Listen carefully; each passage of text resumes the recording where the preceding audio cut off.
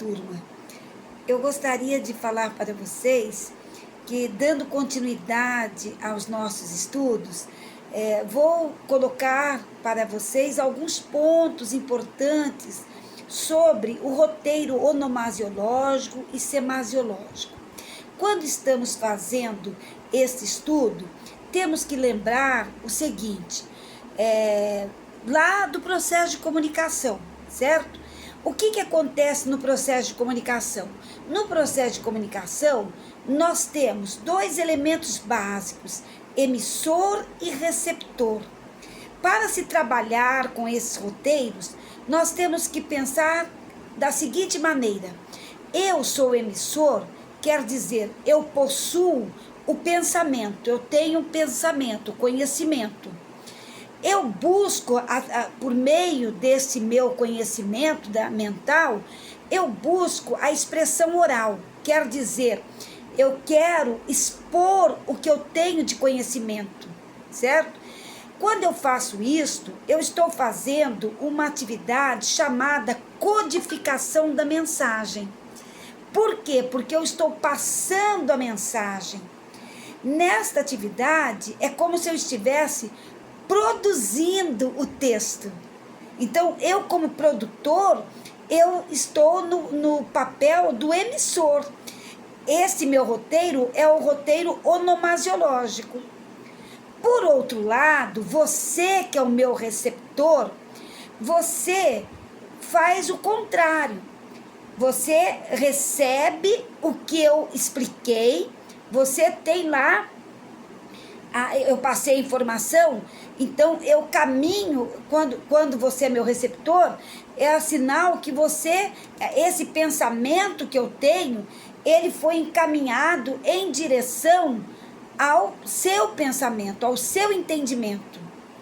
E você possui o quê? A expressão verbal, isto é, você tem condições, você tem mecanismos de interpretação daquele texto que eu havia produzido. E quando você está fazendo esta interpretação, que eu até já expliquei para vocês, que primeiro nós temos que ter o entendimento, a compreensão, e aí chegaremos à interpretação. Quem? Os receptores, que somos nós, que são vocês acadêmicos, quando vocês estão estudando uma leitura, um livro, um conteúdo. Nessa atividade, o que vocês estão fazendo? Vocês estão decodificando, vocês estão produzindo o entendimento, a compreensão e a interpretação. Neste momento, o que está acontecendo? Você está fazendo a direção semasiológica, que nada mais é do que fazendo o papel do leitor, que na verdade é aquele que se capacita a analisar o texto que foi escrito por alguém, lá naquele roteiro onomasiológico. E é isso que eu queria que vocês fizessem. Que vocês pudessem ou pegar um texto e colocassem quem é o autor, quando que foi escrito, quais os objetivos, qual o conteúdo básico, a que conclusão se chegou.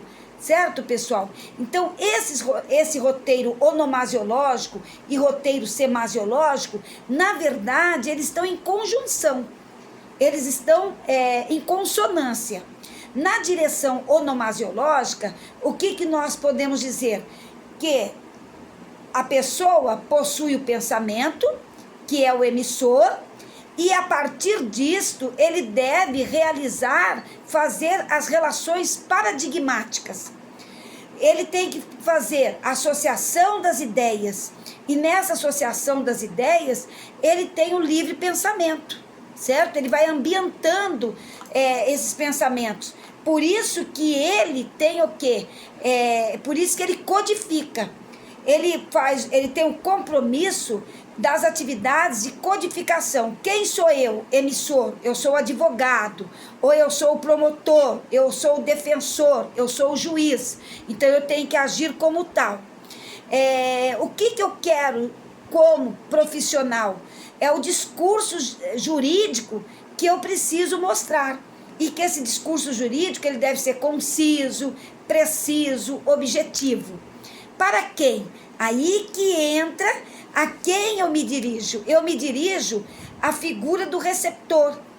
No caso, como professor da área jurídica, eu posso dizer que eu me dirijo aos acadêmicos.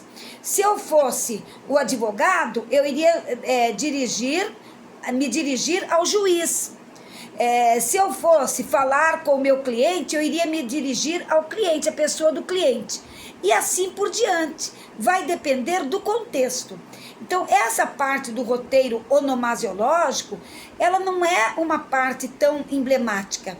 E nós temos que pensar que no roteiro onomasiológico existe uma finalidade. Qual seria a finalidade?